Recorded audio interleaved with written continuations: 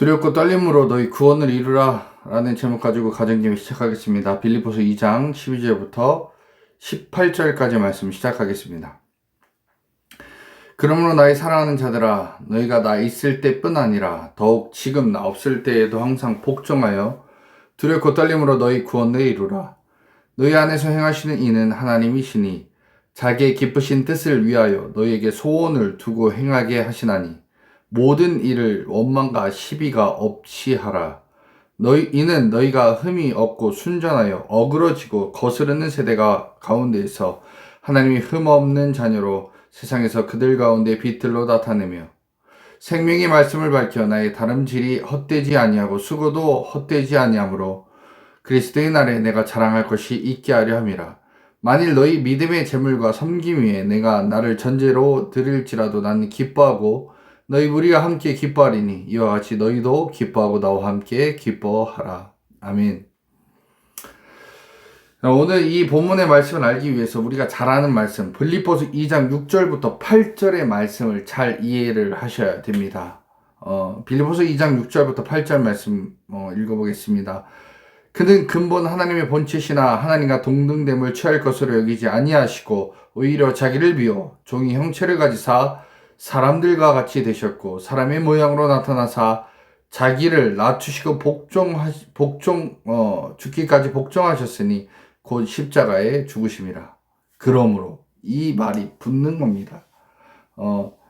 예수님은 하나님이지만 뭐 이렇게 표현하면 원래 제일 좋은데 그렇게 생각하면은 이 의미 전달이 조금 약할 것 같아서 제가 여기라고 이렇게 썼어요. 예수님은 신이지만 못할 일이 없는 신이시지만 사람으로 이 땅에 오셨습니다. 사람이 되셔서 오셨습니다. 그리고 나서 하나님인데 오히려 역행을 하셨어요. 사람이 되셨어요. 조물주인데 피조물주가 돼서 이 땅에 와서 사람이 되었고 그리고 사람을 위해서 십자가에서 죽으셨습니다. 그것도 하나님의 뜻이었기에 순종했습니다. 그렇게 한 것처럼 우리도 예수 그리스도 앞에 복종하라라는 얘기입니다. 이 사도 바울이 우리에게 하는 얘기는 복종하라. 사도 바울인 내가 너희 앞에 있을 때나 없을 때나 예수님께서 너희에게 있을 때나 없을 때나 복종하라 이겁니다. 우리가 어쩌면 구원을 얻었다고 말하지만 그 구원이 아직은 진행 중에 있으니 두렵고 떨림으로 이루라라고 얘기하는 겁니다. 사도 바울은 그래서 이 표현 내가 너희 옆에 있을 때나 없을 때나 그러니까 우리가 어떤 지도자가 우리를 보고 있을 때는 잘할 때가 있지만 또 보지 않을 때 못할 때가 있다라는 겁니다. 이 사도 바울이 이 얘기를 우리 잘 기억해야 한다라는 거죠. 자, 모든 사람들은 참 위대한 지도자를 그리워합니다. 그 지도자가 있으면 잘 되고 없으면 안 된다 생각합니다. 이스라엘로 위대한 지도자 둘이 있죠. 바로 모세와 다윗입니다. 모세는 너무도 위대했던 사람이었기 때문에 그 모세에 대한 기억, 추억 너무 중요했습니다. 그러나 우리 성경에서 알다시피 모세는 무덤이 없습니다. 하나님께서 모세를 철저하게 감추시고 없애셨습니다. 그 이유는 무엇이냐? 바로 모세의 무덤이 남아있으면 우상화하려고 하는 인간의 생각을 아셨기 때문입니다. 그래서 우리 사람들은 어떠한 사람의 형틀, 모습 이런 게 그대로 남아있다면 우상화하려고 합니다. 자, 그래서 조심해야 되는 거죠. 교회도 똑같습니다. 지도자, 또 건물, 또 어떤 여러 가지 모습들이 있을 때에는 성도들이 그것 때문에 흔들리지 않습니다. 그러나 그것이 없을 때에는 흔들리고 넘어지고 쓰러집니다. 그렇기 때문에 우리는 신앙이라는 것, 하나님 앞에서 하는 것, 그거 분명히 아셔야 됩니다. 사람 앞에, 어떤 지도자 앞에, 어떤 시스템 앞에, 어떤 건물 앞에서 하는 게 아니라 하나님 앞에서 신앙생활한다 분명히 알고 우리는 걸어가야 된다라는 겁니다. 그래서 사도 바울은 빌립보 교인들에게 교회의 머리이신 예수 그리스도에게 복종하면 모든 것이 해결된다라고 말하고 있습니다. 자, 그래서 12절에 복종하여 두렵고 떨림으로 너희 구원을 이루라 라고 말씀합니다. 두렵고 떨림으로 구원을 이루라. 이 말씀은 주님을 너무너무 사랑하기 때문에 주님 마음 상하지 않게끔 하는 마음과 생각과 행동이라는 말입니다. 결국 우리는 주님을 사랑하는 마음을 늘 마음에 간직한 상태로 세상 바라보지 않고 욕심대로 살지 않으며 오직 예수님께서 기뻐하신 뜻대로 살아야 한다라는 겁니다. 그게 바로 진짜 구원을 이루는 우리들의 모습이다라는 거죠. 13절에 너희 안에 행하시는 이는 하나님이시니 자기의 기쁘신 뜻을 위하여 너에게 소원을 두고 행하게 하시나니 성령이 우리 안에 계신다면, 우리 안에 있다면 굉장한 능력으로 어떠한 능력과 힘을 발휘해서 우리를 일하게 하신다라는 겁니다. 자, 성령이 민감하면 말과 생각과 행동 가운데 주님께서는 일하시고 움직이는데 우리도 그걸 느낀다라는 겁니다. 왜냐? 내가 할 수 없는 말이고 내가 할 수 없는 생각이고 내가 할 수 없는 행동임에도 주님께서는 그렇게 하게 하신다라는 겁니다. 왜요? 하나님은 우리에게 소원을 두고 행하게 하신다. 누굴 통해서요? 성령을 통해서. 그래서 우리가 주의 일을 감당할 수 있다라는 겁니다. 자, 그래서 너희 안에 행하신 이는 하나님이시니 자기의 기쁘신 뜻을 위하여 너에게 소원을 두고 행하게 하시나니라고 얘기합니다. 하나님은 예수 그리스도를 대속함으로 우리를 십자가에서 주님과 함께 죽이셨습니다. 그러니까 우리는 죽었습니다. 그리고 우리는 예수님이 나와 함께 죽었음을 믿었습니다. 대속함, 내 모든 죄와 죄값을 가지고 대신 죽었음을 믿었기에 의인으로 인정받을 수 있습니다.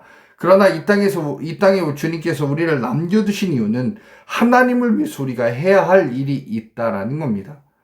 아직까지 구원의 충만한 수가 찰 때까지 얼마 남진 않았지만 그때까지 우리는 옛 사람의 모습이 튀어나오지 않도록 원망과 시비 없이 하라고, 그리고 주의 일을 잘 감당하라고 말씀하고 있습니다. 14절에 원망과 시비가 없이 하라. 원망은 무엇입니까? 바로 출애굽했던 이스라엘 백성이 마라의 쓴물에서 하나님께 했던 불평의 말들이 원망입니다. 시비는 무엇입니까? 악한 생각이 동기가 돼 나온 불만과 불평입니다. 근데 사람은 절대 불평하지 않고는 살 수 없습니다. 그러나 어떤 불평을 해야 되냐? 사람을 살리는 불평은 해야 된다라는 겁니다. 그러니까 내가 하는 불평이 사람을 살리는 불평이라면 할 수 있습니다. 그러나 사람을 죽이는 불평이라면 그것은 우리가 하는 게 아니라 내 안에 있는 악한 영들이 나를 통해서 하게 하는 것이다라고 생각하시고 그 말과 생각과 행동을 잘라버릴 수 있는 우리의 모습이 있어야 된다라는 겁니다. 15절에 이는 너희가 흠이 없고 순전하여 어그러지고 거스르는 세대 가운데서 하나님의 흠없는 자녀로 세상에서 그들 가운데 빛들로 나타내며 라고 얘기합니다. 이스라엘 예전의 각 가정에서는 생업으로 포도주를 담아서 장사를 하거나 아니면 집에서 마시기도 했습니다. 근데 어떤 집들은 가끔 포도주에 물을 타기도 합니다. 물을 타면 당연히 순도가 떨어지죠. 맛없는 포도주가 됩니다. 그래서 여기 오늘 말씀에 흠없고 순전하여, 이 말은 뭐냐? 그 안에 불순물을 뽑아내서 어떻게 보면 물 타지 않아서 순도를 최고로 높인다라는 그런 의미입니다. 하나님은 그래서 우리가 어떤 당신의 일을 하게 하기 위해 어떠한 고난과 어떠한 역경을 우리에게 주시면서 우리를 단련시키고 훈련시킨다라는 겁니다. 그래서 진짜 중요하고 진짜 값어치 있는 일이 무엇인지 알게 하시는 게 하나님의 뜻이다라는 겁니다. 욥기 23장 10절 우리가 잘 아는 말씀이죠. 그러나 내가 가는 길을 그가 아시나니 그가 나를 단련하신 후에 내가 순금과 같이 되어 나오리라. 주님이 왜 우리를 단련하실까요? 왜 우리 가운데 역경과 고난과 힘듦을 우리에게 주실까요? 금을 불에도 넣고 물에도 넣고 망치로 때려서 왜 우리를 순금으로 만드시려고 할까요? 바로 우리는 하나님의 유업을 이을 자이기 때문이다라는 겁니다. 주의 막중한 사명을 가지고 우리는 살아야 되는 인물인데 대충 살아서는 안 된다라는 겁니다. 그러니까 우리 삶 가운데 고난도 역경도 찾아오면 우리가 그것을 잘 이겨내고 견뎌내서 하나님의 뜻대로 우리가 살아갈 수 있도록 주님께서 이끄시는 하나의 작업이다라는 거예요. 그것을 우리는 하나하나 이겨내서 살아내야 한다라는 겁니다. 하나님께서는 우리가 예수 그리스도를 닮아가기를 원하십니다. 그 아들 예수 그리스도가 모든 것에 순종했듯이 우리도 하나님 뜻에 순종하기를 원하십니다. 어떤 마음으로요? 주님이 내 안에 계신 것을 믿고 그분을 사랑하는 마음으로 모든 일에 복종하여 두렵고 떨림으로 일을 하라는 것입니다. 그때 내 안에 계신 성령님께서 당신의 하실 일을 나를 통해서 하시는데 엄청난 일을 하게 하시고 엄청난 능력을 발휘하게 하십니다. 근데 그때 절대 인간적인 원망, 시비가 생겨서는 안 됩니다. 원망은 하나님에 대한 원망이고 시비는 생명을 죽이는 불평을 해서는 안 된다라고 말씀드렸습니다.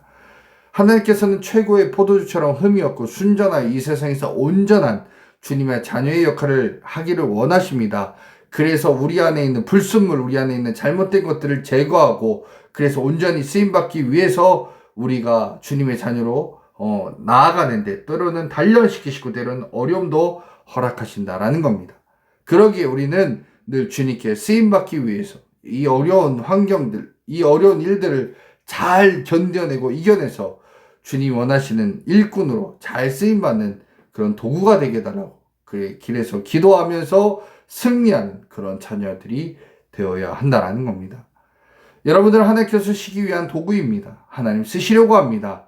언제가 될지 모르지만 그날은 올 겁니다. 그때가 될 때까지 주님께 최선을 다해서 훈련받고 쓰임받아서 하나님께서 잘하였도다 착하고 충성된 종아라고 인정받는 그날이 올 때까지 준비하는 믿음의 종들 되시길 간절히 축원드립니다.